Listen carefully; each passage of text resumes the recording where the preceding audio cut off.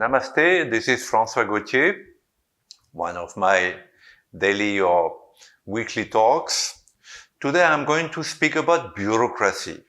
Now, one of the legacies of Mr. Nehru, who was the first Prime Minister of India, is an immense bureaucracy that is holding India hostage. Now, this bureaucracy developed over the years, and it's become so vast and so complicated and so powerful today that even Mr. Modi, who's tried to bypass the bureaucracy, is a prisoner of it.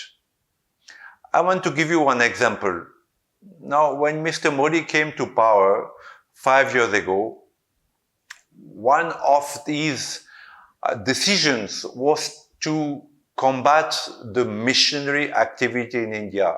And indeed, it was a rightful decision because today and yesterday, millions of dollars are pouring from United States particularly and Australia and some other Protestant countries trying to convert the poor people, the tribal people, the Dalits to Christianity.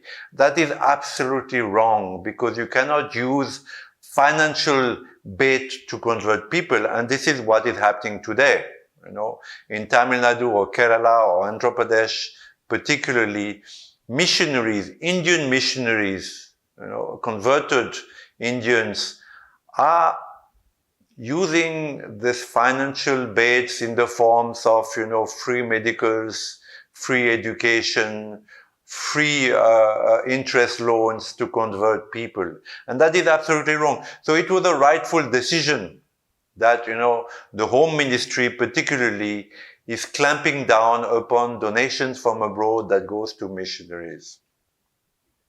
Unfortunately, what has happened is that the lower bureaucracy is not targeting the big NGOs, the very powerful NGOs like Oxfam, but they're targeting small people, people like us. For instance, I have a small NGO called FACT. We are building a museum of Indian history in Pune, and we're being targeted.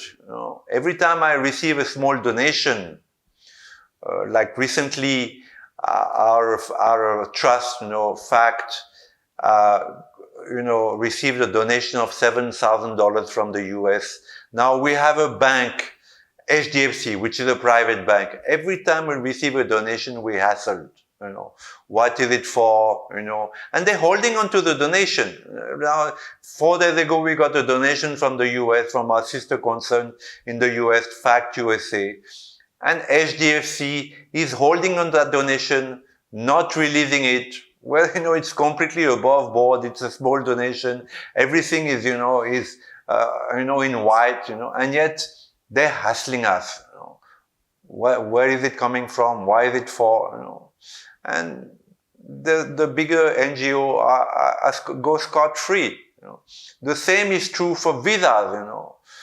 Instead of targeting the missionaries, instead of targeting the people who are really big people, they're targeting small people, like people from Auroville. Recently, there was a lady.